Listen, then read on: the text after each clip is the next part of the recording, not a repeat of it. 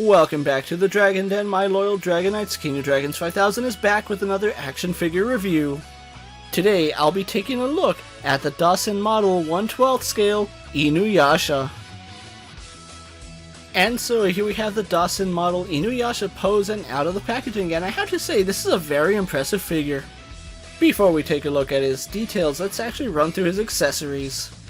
Inuyasha comes with 5 very expressive facial plates, as well as several sets of hands for style posing and holding his weapons. The Tessaiga in its sheath, the Tessaiga unsheathed, and the transformed Tessaiga. He also includes the beads of subjugation. Other than that, Inuyasha doesn't come with any other accessories, so with that out of the way, let's move on to his details. I haven't experienced any Dasin model figures, so Inuyasha is actually my first one, and I have to say, I'm really liking what we have here. Inuyasha is wearing soft goods, and they are done very well. I like the stitch work here. Taking a look at the face, I have to say Dasin has done a really good job with this face. It's very accurate to the anime, and I have to give them props for the amount of detail they were able to put into it. His eyes are this really nice amber color, and I especially like the fact you can see some shading in his eyes. The hair sculpt is also really impressive. I love the fact that it starts off as white and transitions into this really nice gray. And at the top of his head you can see his dog ears, which look really nice, and I like the paintwork in them. And of course he has this really nice long white hair, and I love the transitioning from the white to the gray. The robe of the fire rat is done exceptionally well here on Inuyasha. I love the vibrant red that they went with.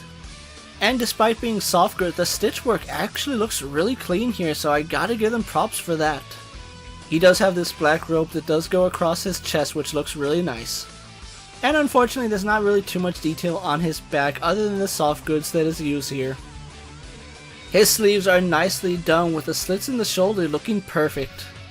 Add to it, the size of the sleeves is also really accurate to what we saw in the anime. And just like with the rest of his robes, the stitch work here on his sleeves is done exceptionally well. And then of course you can see his hands poking through his robes, which is a really nice detail. A surprising detail is that Inuyasha actually has a plastic belt going around his waist. It is nicely sculpted and does match the rest of his outfit.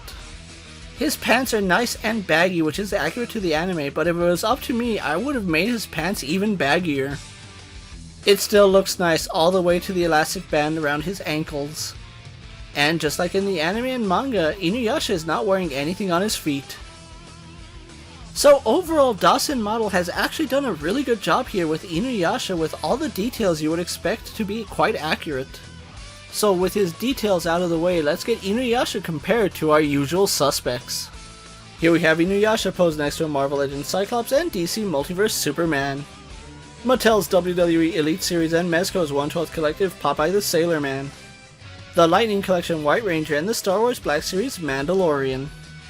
So as you can see, despite being listed as 1/12, Inuyasha is actually scaled a little bit taller than 1/12 scale.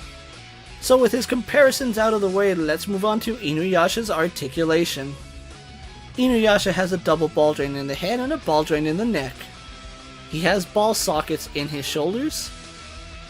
Arms go out to the side and would do a full 360. He has a bicep swivel and double bend in his elbow. Ball hinge in his wrists. Double ball joint in his upper torso and ball jointed lower torso. Legs do kick forward, go back, out to the side, and have a thigh swivel. Double bend in his knees. Finally, he does have a ball hinge in his ankle. So overall, some very impressive articulation here on Inuyasha. If there's a pose in the anime that you saw, you can pretty much get Inuyasha into that pose, which I absolutely love. So with everything said and done about the Dasin model Inuyasha, let's get him posed for my final thoughts. So here we have the Dasin model Inuyasha posed for my final thoughts, and I absolutely love the way this figure came out. I remember staying up late watching Inuyasha on Adult Swim, and this figure was something that I knew I had to have. I love the fact that this Inuyasha does come with 2 forms of the Tessaiga as well as his sheath. All the various hands look really good here on Inuyasha, and I absolutely love the fact that we got 5 faceplates for him. Add to it, the material used for his robes is really nice. I have to say, Dasin model has done a really good job here with the soft goods. Now, unfortunately, Inuyasha is going to tower over most of your domestic toy lines as well as your import toy lines, which is one place that I think a lot of people might have an issue with. I originally picked up Inuyasha thinking he was going to be in the same scale as SH Figuarts, however, he is much taller than your standard SH Figuarts figure.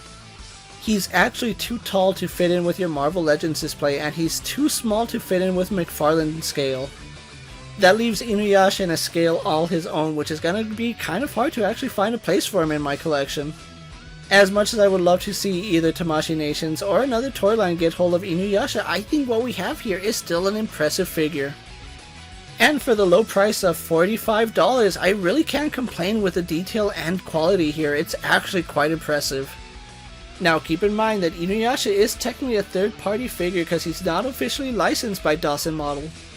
But despite being a third-party figure, I think Inuyasha here has a lot of good quality to him, and if you're a fan of the anime, you're definitely going to want to have Inuyasha in your collection. So with that being said, don't forget to like this video, leave a comment, subscribe to my channel, and check out all my other action figure reviews. Check out my Instagram account for new and exciting action figure photos, videos, recent pickups, latest prints, and as always, ring that bell so you never miss another video. And until next time, my fellow Dragonites coming from the Dragon Den, I'm King of Dragons 5000, reminding you to redesign, rebuild, and reclaim. I'll see you next time.